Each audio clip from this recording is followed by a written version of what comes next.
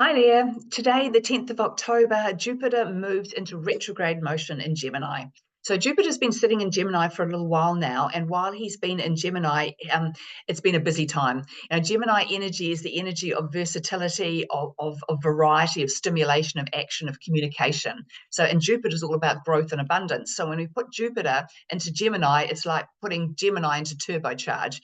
So what we've found over the last few months is that there's been a lot of opportunities, different things being presented to you that you can look at, do, take on, new people to meet, new experiences to have, new places to go. It's been a lot going on. And for a lot of people, it's felt like they're juggling way too many balls. It's like, all these things are coming at me. Which one do I choose? Which one's right for me? Which one's good for me?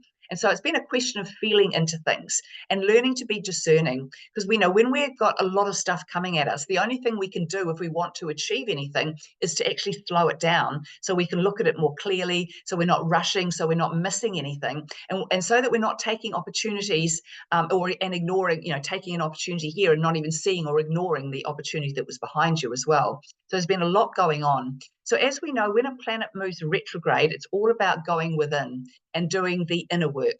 So while Jupiter's been in Gemini in direct motion, everything's been outside of us, opportunities, people, places, all coming at us from the outside. So when he goes retrograde, it's all about introspection. So you're taking all of those ideas, all of those things that have been presented to you, and you're giving yourself time to reassess them, relook at them, and really revisit them to see if they are the right thing for you. You might find that a month, 2 months ago, you were given an opportunity to do something and you took that. And now you're feeling a bit exhausted, or it hasn't turned out the way you want it to, or you feel there could be more to it. And so this is the time while Jupiter's in retrograde. So this is from the 10th of October this year, 2024, until the 4th of February 2025. So we've got a good sort of 5 months of this retrograde motion. So it's really an awareness that you can create for yourself about what do you want to do next? What of all of these things that you've been doing, all the things that you've got on your schedule or whatever, it's time to sort of take a step back and look at those things and think, is this thing that I started? Do I want to continue with this, or is this enough of it? Or this thing over here that I didn't get to start, is this the time now for me to do some work on it in the background and then put it into action once Jupiter goes direct on the 5th of February next year? So, there's a lot to look at, and so Gemini, he always wants to, Gemini energy is so much about variety and stimulation. I mean, Gemini people are very social, very outgoing, always like to have something new going on. And so, this is about realizing that we can't always work on constant stimulation. If we're only, working on, oh, that's a great idea, I'll act on that, or look at that over there, I'll go and do that. We don't allow ourselves to give enough time and energy to the things that are really important. So when Jupiter goes retrograde, especially in Gemini, he allows you to see out of all of those things that you're doing, what's really important. What can you be successful with? What can you work harder on to have more success? And also, what can you let go of? What did you just get involved in because it seemed like a great idea at the time, but it's gone nowhere and it's doing nothing else for you? So time to cut it off and stop it. So it's a really good time to really review everything you have been doing, everything you're doing now, and everything you think you'd like to do in the future. Because what you'll probably find during this retrograde period is that you might, you're going to cut down or you're going to reduce all that you're taking on. That's really the purpose of this retrograde, is not to really increase what you're doing, but to decrease it and to fine tune it.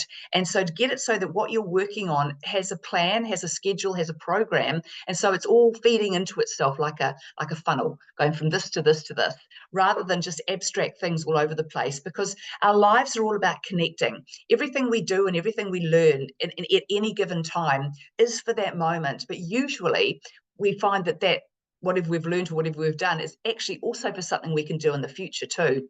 So it's just all about sort of acquiring that information, listening to yourself, thinking about it, and then wondering or planning how you're going to take it next. What's the plan going to be once Jupiter goes direct? So Gemini also rules our communication skills. So this is also a very good time for you to reassess or revisit your communication, your ability to communicate. So looking at things, whether you think you're as honest and open and transparent as you could be, maybe there's some work you could do there to sort of not sort of hide things, or to be more open about what you're thinking, feeling, what you know. Or it could be that you also need to look at your relationships and or your honesty or your communication And where could you learn that you need to learn more? Where are you having opinions and doing things based on not a lot of knowledge? Where can you gain more knowledge so that when you do offer your opinion, or when people do question you, you've got the information to back it up. It's not just I know one little thing about this. You can say you know lots about it. Because with Gemini energy, we've got to always remember that it's constantly looking for more mental stimulation. It doesn't like to stick to one thing for too long. So we've got to keep it interesting and keep things going. So the other thing to look at is where you could be in conflict with yourself. In other words, where you might be thinking one thing, but acting completely differently. Because you've got to, when we look at manifestation and what we want to create in our lives, most manifestation comes from a single thought, not so much the action that we think we're going to do this and that's going to show the universe that I want to manifest this. It comes from that thought. So if you're doing something over here, but thinking the complete opposite over here, you can't manifest, because you're confusing yourself and the universe. So it's a good time to align yourself with what you believe to be true, with how you act on that. So an example of this might be that you put yourself out there as being very, very confident at, say, being an artist. And so you put yourself out there as being very confident as an artist. You arrange an exhibition, you've got your gallery all set up, you've got everything there, it's all looking fabulous, but you're thinking, I'm a failure. I don't believe in my ability to be an artist.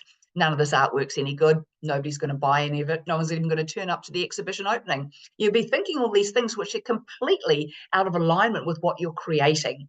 So this creation over here is not going to turn into exactly what you hope it to be in that positive way if your thinking is that it's going to be a failure. So we've got to really learn to align what we think with what we're going to act on. It all has to be in alignment.